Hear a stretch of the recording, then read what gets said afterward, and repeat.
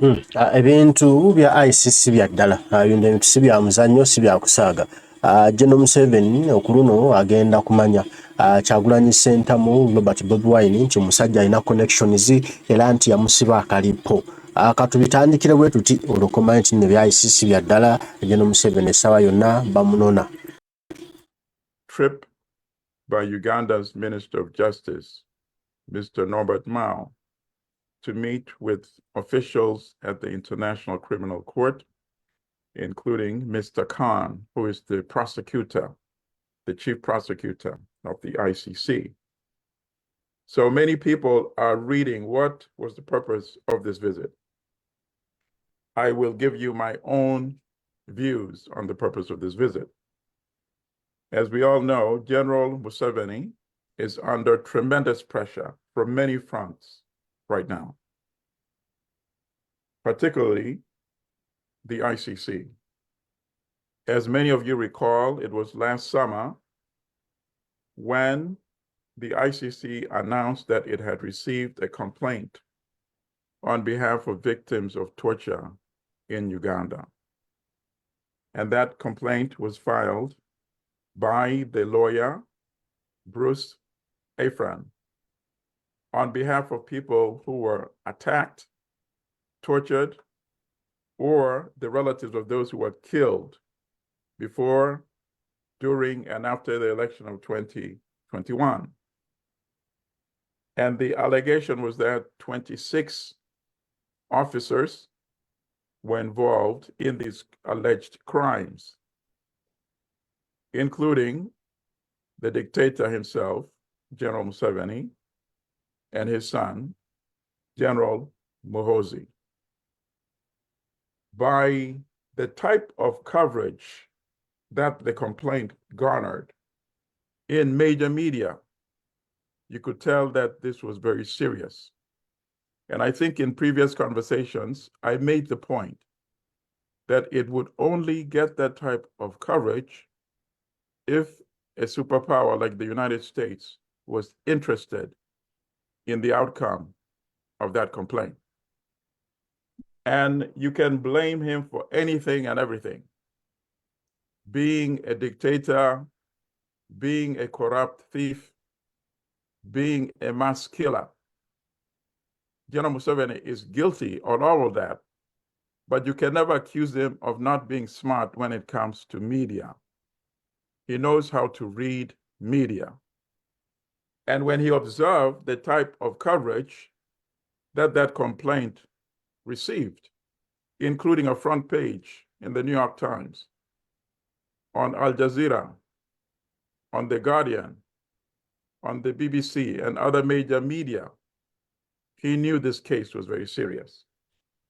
So what might this visit by the Minister of Justice of Uganda be all about? My own view is that the dictator is looking for a deal and is very good in looking for deals. There has been a precedent. This would not be the first time that is looking for a deal.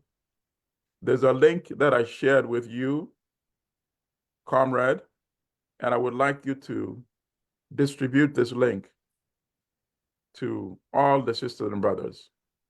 It is a link from an article from the Wall Street Journal from June 8, 2006.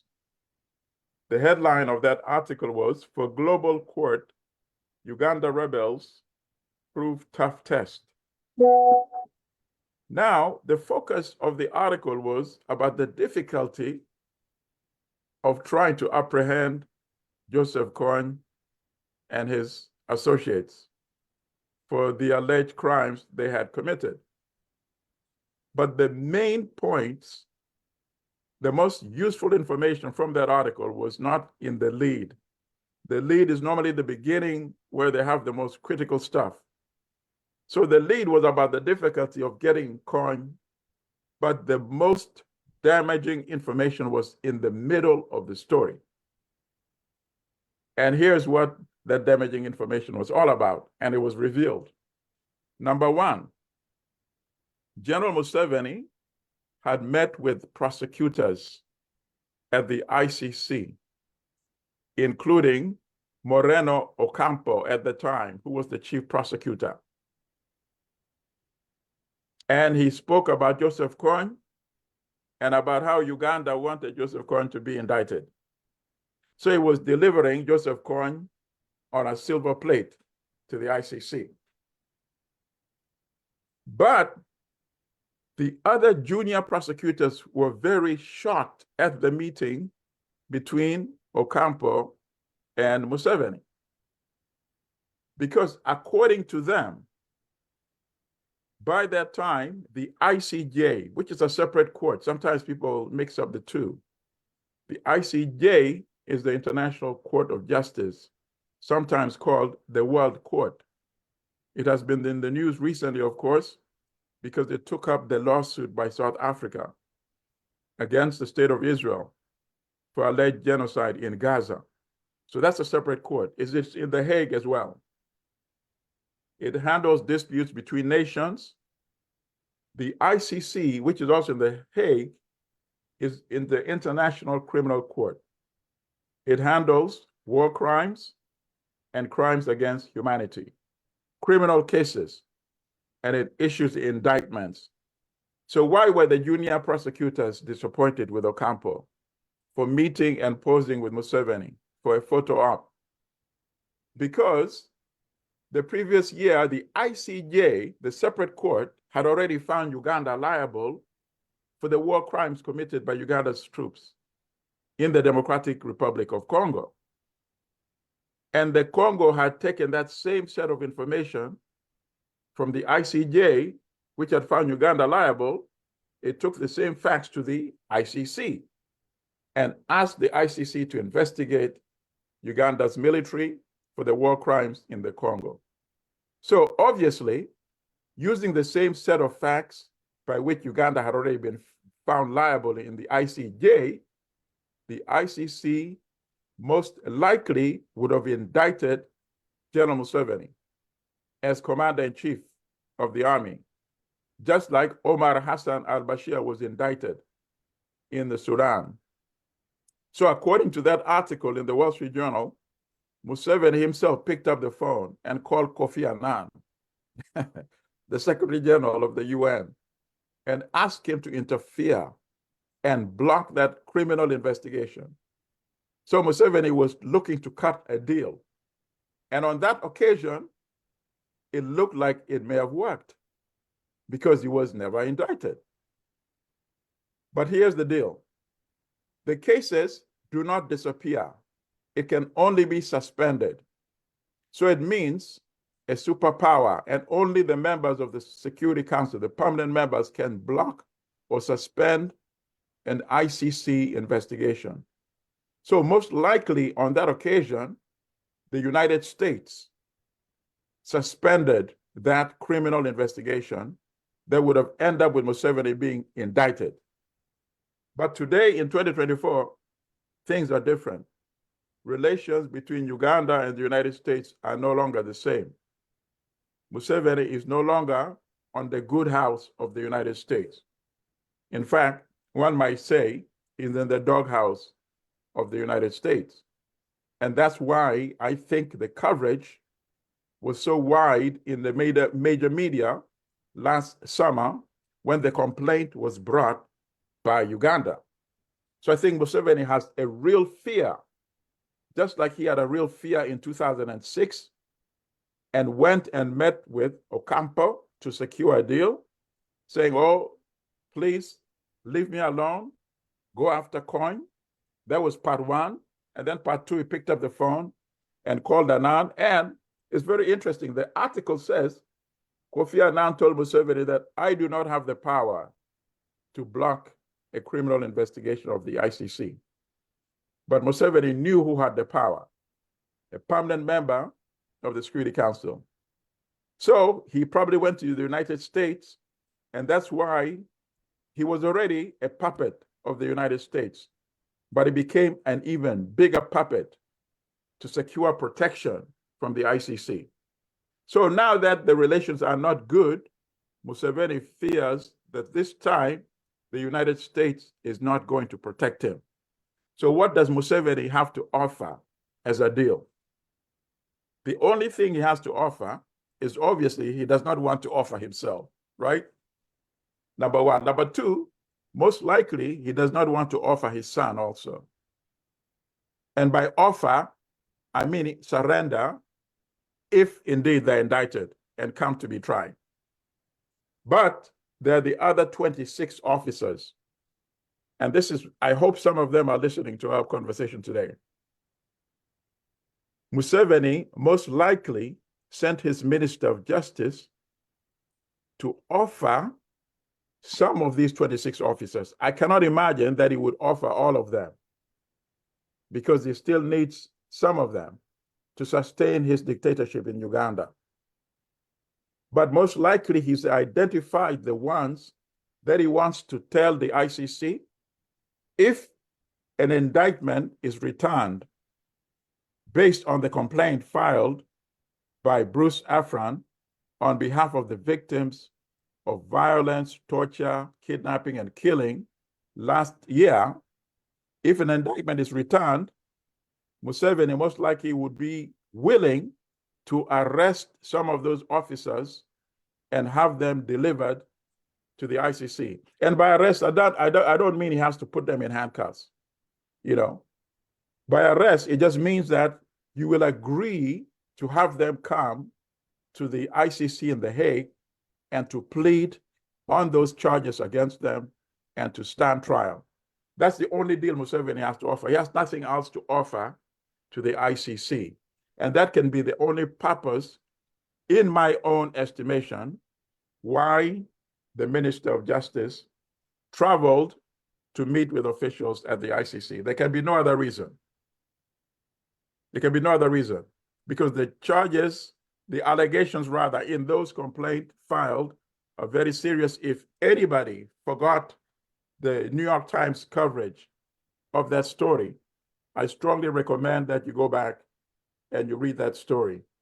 Let me see if I can pull up the headline very quickly.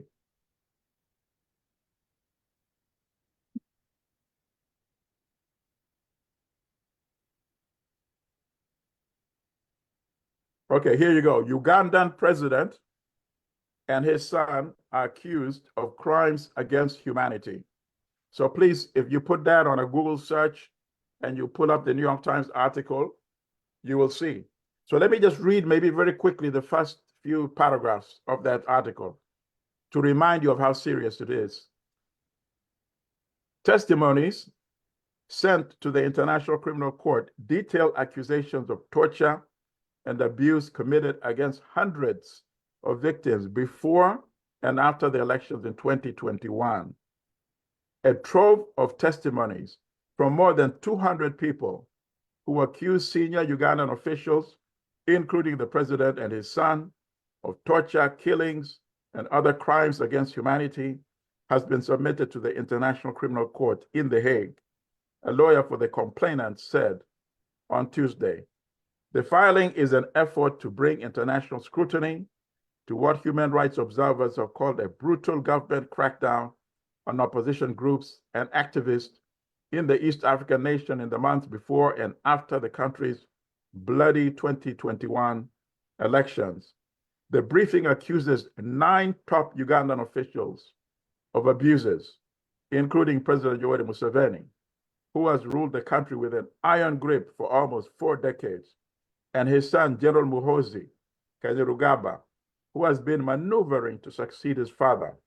A total of 26 officials are accused of aiding and abetting the incarceration and the systemic abuse of Ugandans, particularly supporters of the musician turned opposition leader, Bobi Wine, who ran for president in 2021. So this is the beginning of that article. So as you see, it mentions 9 senior officials and a total of 26. So if I were in Dictator Museveni's shoes, what would I do? I would send my Minister of Justice to meet with Karim Khan, the chief prosecutor, and other officials, and I would offer to deliver some of those, either some of the 9 senior officials, but at least some of the 26 officials who've been accused of being involved in these crimes. So that's my estimation. And I think to cap the issue of the ICC, that's the extent of my presentation. So that will leave us more time for discussion now. But before we move to discussion, I would like to quickly mention a few other items that are also very critical. The second item that is very critical and in our favor as fighters for change and transformation against tyranny is the documentary film, The People's President, which has been nominated, as you know, for an Oscar in the documentary films category. And the Oscar is going to be on March the 10th. And the dictator is very concerned about that as well, because the Oscar is watched by millions of viewers all over the world, particularly in the United States. So now, ordinary Americans who are very big into film, whether the film wins or not, it does not matter. Every film that is nominated, they speak a little bit about the film and they show clips from that film. So by being nominated, Ugandans who are fighting for transformation have already won just by being nominated alone. Because now a global audience, particularly in the United States, which without funding of the Ugandan dictatorship, Museveni would not survive. So now Americans are going to be seeing that and say, oh, no, no, no, no. I did not know that my taxpayer money is going into this. And American elected representatives, including members of the Senate, members of the House of Representatives, they will be watching it and they know that their constituents will be watching it. So that will also change their attitude toward continuing to pump money to this tyrannical regime. That's another important item. The other important item is the oil pipeline. And I think we've discussed this before. The oil pipeline, ECOP, still needs $3 billion. And none of the Western banks are now willing to give him that money, particularly after the World Bank suspended new funding to Uganda last year in August. So the commercial banks read that, plus there's a lot of protests from the environmentalists. The ones that were still sitting on the fence, I think they dropped off the fence by saying, no, we are not going to be a part of this as well. And that applies to the insurance company as well. So now the dictator is trying to get the money from China. So our mission, of course, is going to be to continue putting protests and tweeting and discouraging China from giving him the $3 billion that he still needs. And we have a number of arguments in our favor. We'll tell China, how could you secure a $3 billion loan for somebody who might be indicted by the ICC for crimes against humanity? And China, if you want details about the crimes going on in Uganda, watch the Oscars on March 10. So we have a lot in our favor to work against China and put pressure against China about the loans. And then finally, and then this is my final point, and then let's have a conversation. The Allied Democratic Front, the ADF, that is another instrument of Museveni's foreign policy. You notice the ADF always attacks right after Museveni is under crisis. The last major attack that happened by the ADF came, number one, let me tell you the pressure he was facing. He had signed into law the anti-LGBTQ bill. He signed it into law in Uganda. I believe that was sometime in May. And then soon after, in June, Uganda lost an estimated from anywhere 50 or 150, depending on whose number you take, to Al-Shabaab in Somalia. So he was under tremendous pressure. After that attack in Somalia, it was 3 weeks later that we had, in fact, less than 3 weeks, that we had the attack by the ADF. I've always maintained that ADF is a weapon that Museveni uses just like he used to use the LRA. If he had wanted to eliminate the LRA, he would have eliminated the LRA a long time in Uganda, but he did not want to do so because the atrocities, whether some were committed by the LRA, whether some were committed by Museveni's soldiers themselves and then disguised as LRA atrocities, it was useful for his propaganda because he could unleash violence against the people and he could ask for foreign assistance, financial and military. Now in 2024, he's using the ADF for the same type of strategy that he was using the LRA in the northern part of Uganda. So we need to put pressure on that. You know, I tweeted a few weeks ago before the non-aligned summit in Uganda and the G77. I said in my tweet, and you can go back and look at it, I said, I guarantee you that there will be no attack by the ADF during this conference. And I said, why is that? I said, because the commander-in-chief of the ADF, who is General Museveni, does not want to disrupt his own conference. So therefore, there will be no attack. And sure enough, there was no attack, you know? So that's representation. Let's have a conversation now, sister brothers. Thank you. Thank you.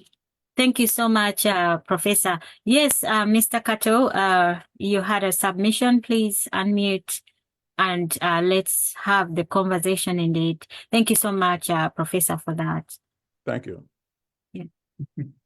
My brother, my brother, I'll call you my brother. I'll leave Yes, the of course. title alone because I know where you come from and you're just my neighbor. But I just want to thank you so much for the insight. Sometimes we see these things and we just begin wondering, but you brought a wonderful insight. And you're rightly, you have rightly said so that right from the time I read Ugandan Fine Mess by Dr. Anything that happens in Uganda, I just know it's like there's nothing like ADF. There's nothing. It's just made up. Even the LRA thing, Right. It's just made up. But I wanted to ask, is he in fear? Because even he didn't show up that late Janani Lumum's remembrance service. Right. And I thought, oh, he will be traveling to Addis Ababa to meet other head of states. And then he didn't turn up. Are these two things related with what is happening with ICC? Thank you. Oh, definitely, without a doubt. Because the thing is, they could indict you and what they would seal it. They would not release a press release until they're ready to do so. You see? So that could be the case. It could be that he's already been indicted. And perhaps somebody made the Uganda government aware, and that could be the reason why Minister Mao went there, because they already know that he's already been indicted. And the indictment has not been announced to the world. They're not obligated to issue a press release immediately after indicting him. So it could have been indicted or it could be indicted. But if I were in his shoes, I would not be traveling freely. If I travel, I would travel to countries where I know there's a high level of confidence that they would not arrest me and deliver me to the ICC. There was a case of it was not a head of state. I think it was a minister of finance, and I forget, of one of the Southern African countries, who was under indictment. It had not been unsealed. When he traveled to another country, it was unsealed, and they had to arrest him. So there's a likelihood that he's very fearful to be traveling at this time. And also, let me add two other points. Because the ICJ took a very interested action on the matter of Israel, I believe that the ICC chief prosecutor also wants to do something significant. That was a significant decision by the ICJ. Some people were disappointed that they did not explicitly issue what would amount to an injunction, but the statements that they made against what Israel is doing in Gaza was strong enough that many people read that it amounts to an injunction. And in fact, there have been some countries who are already ending some of the military cooperation with the state of Israel as a result of the decision at the ICJ. And on that same decision again, as you know, Uganda's, the judge who is from Uganda, Judge Sebutinde, is the only one who voted against all of the measures.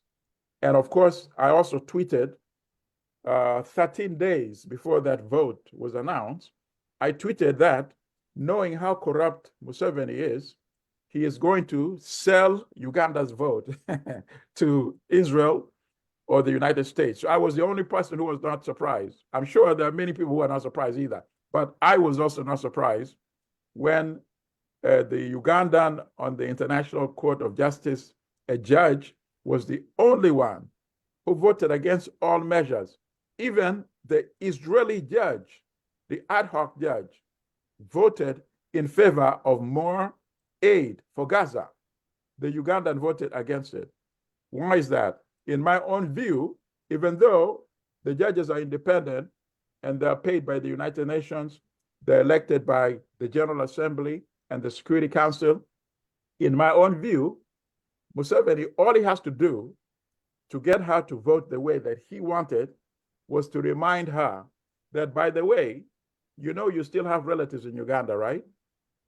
If I'm in my shoes and somebody tells me something like that, what do you think I would do? Of course, I would vote the way he wanted. And why would Museveni want to vote that way? Because, number one, he gets a lot of military assistance and technology from Israel, number one. Number two, he thinks by voting that way, the United States will look at him favorably because he's under so much pressure from the United States right now. Well, thank you. Yes, go on, Nabianda. Good afternoon, good morning, good evening to everybody that is tuning in to this. I can't start my video. I'll apologize. Oh, it's okay. Yeah, I'm not in a better place to start my video, but a few days ago we were trying to share ideas on the visit of Norbert Mao to the ICC, Right. because by chance or by an opportunity, somehow, somewhere, I happened to be part of the people that were contributing to the database of tortured, kidnapped, and Ugandans who have suffered the wrath of the militia here in Uganda, and with Dr. Nico, somehow, somewhere. So Right. when Norbert Mao went to the ICC, of course, there is a very big concept that we at times do not want to confront, which is diplomatic hypocrisy or double standards of the diplomatic of the international community. We had to ask ourselves a bigger question: what is Mao doing in the ICC? And the ICC is looking for Kony. And Mao is one of the people that have met Kony before, as he alleges, with former Minister Betty Vigombe and others that were in peace talks. So if the ICC is serious with this entire notion of Kony and the LRA rebels in northern Uganda, why don't they start with interrogating Mao, because he has brought himself to the ICC? So that shows you the double standards of the ICC, and of course maybe how I might disagree with you, Professor Ali Mahdi. Whereas Norbert Mao was in bad faith in the ICC, because I guess the past ministers, justice ministers of Uganda have not gotten an opportunity to be at the ICC of late. It's Mao alone, and at a time where Museveni is facing allegations of human rights violations and torture, war crimes in Uganda. But we should also appreciate the fact, don't you think that we should also appreciate the fact that Norbert Mao is the Justice Minister of Uganda, and Uganda is a party or is a part of the ICC, whereby now this, of course, takes, of course, for me, it takes away some of the allegations that Mao is on mission to do away with, to find ways of negotiating Museveni out of this, negotiating a deal for Museveni out of this entire allegations, because by virtue of fact, Uganda being a part of the ICC, therefore the minister is privileged to have courtesy visits in The Hague. So for me, the big question is how independent? Because of course, if we go the other way, we cannot stop Mao from going to the ICC. He has that right by the virtue of fact that we are party to it. But how independent could the ICC be while investigating, while indicting, while trying, or while holding Museveni accountable for the allegations that we have brought? Because if Uganda is a party to the ICC and we see Mao in ICC, of course, it erects the biasness of us that are running to the ICC. Don't you think that, my question now, I've asked so far 3 questions, but this is the 3rd question.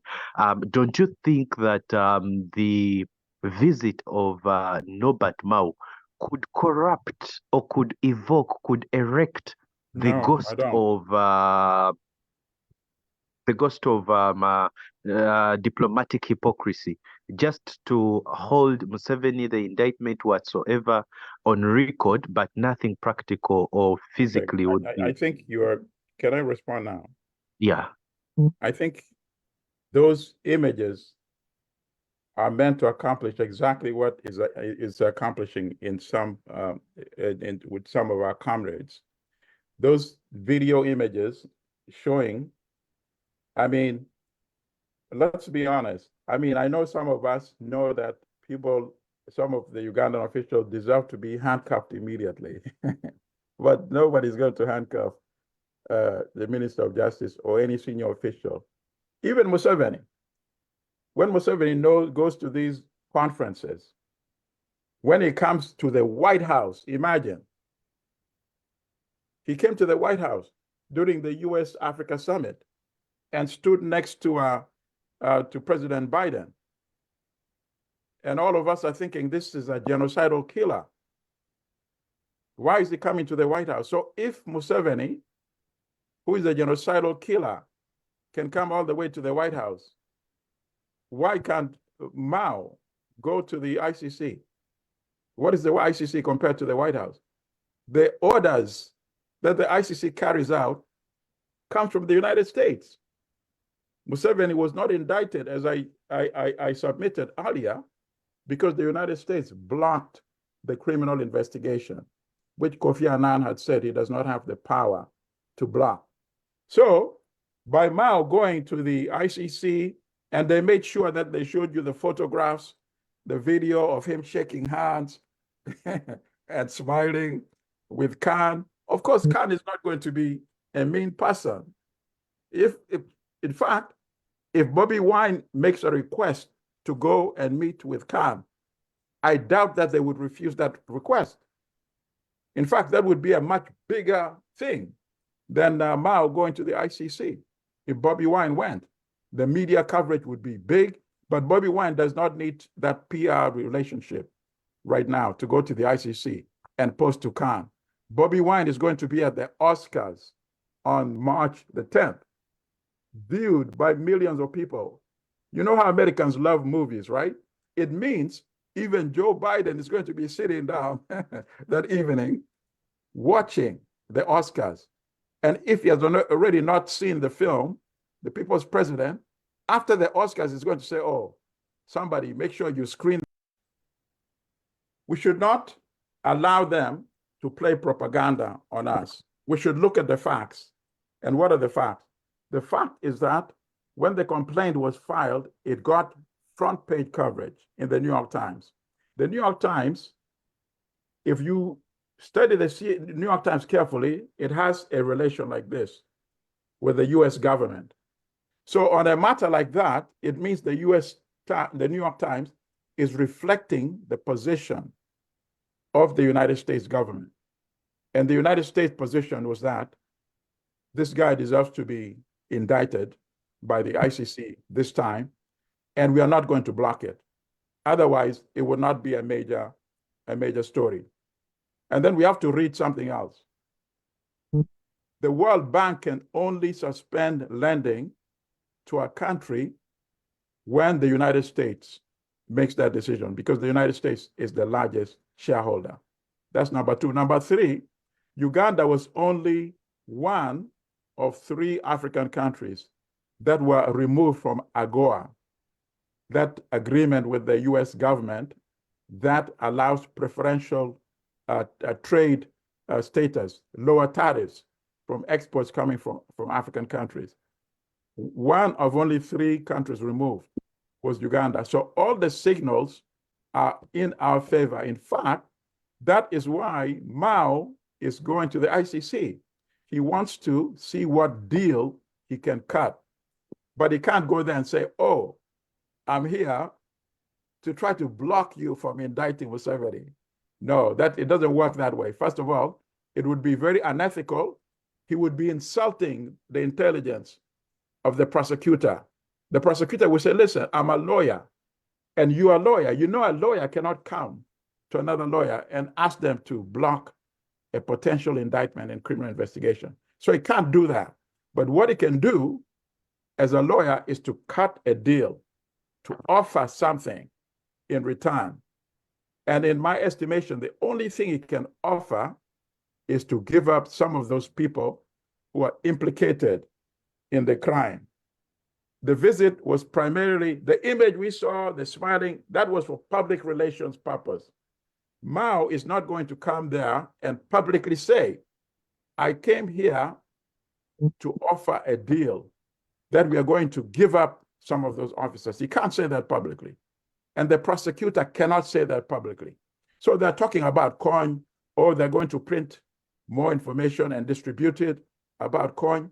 The ICC is not spending a minute searching for coin when there are so many other compelling issues. There's the ongoing crimes in Gaza, the crimes in Uganda, the crimes in Sudan, the crimes in Cameroon. Who really thinks that the ICC is going to waste 1 minute dealing with coin? Nobody even knows if coin is alive today. So when they mention coin, that's for the propaganda purposes. In the back room, when the doors are closed, that's when they deal with the serious issues. And right now, the most serious issue is the complaint of crimes against humanity, against General Museveni, against Muhoozi, and 26 other Ugandan officers.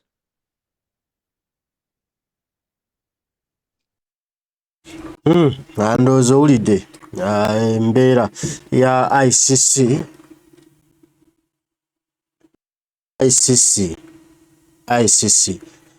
n'omusango President Kyagulanyi Ssentamu Robert Bobi Wine gwe yateekayo n'engeri General Museveni gy'azannyamu okulaba nga tekimulya.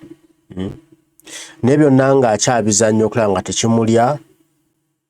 Ageza okukola kino n'akola kiri naye nga Kyagulanyi yasiba n'abunattipa. Era wadde General Museveni azannya kino nakiri akimanyi essaawa yonna ekigambo kigenda kumulya. Kuba kati ekisooka enkolagana ye na America nfu effufululufu. Ayita wano n'ayita wali wonna nga wafu. Oba kitegedde. Kati agezaawo okulaga nti bannaye ndi mutemu naye munsonyiwe. Ali mu kwewaako obujulizi nti ndi mutemu ne munsonyiwe mundeke ngende bulungi nfe bulungi. neme okufanga ndi musibe kyagezaako okulaga tibane mu nsonyiwe ate nakinalabika kitanze omukadde wammwe abadde abalwanira entalo abadde akola na kino nakiri kati General Museveni kyagezaako okuzanya okulaba nga akivaamu nga tasibiddwa akivaamu ng'ebigambo si bikyamu gyali nga taswadde tawemuse nate Kyagulanyi ne musigezi bannamateeka be bagezi alaba wonna yasibaasibayo bw'ati abasajja n'asooka n'abalabisa nti mmwe mubadde mutusibako General Museveni mmwe mubadde mukola bino na bino okutulemesa Museveni wano mmwe mubadde mukola kino na kino okutusibako Museveni wano kati General Museveni ali mu butiitiizi yeebuuza ekigambo nakitandika atya abazungu nabo bali mu butiitiizi beebuuza tugenda kikola tutya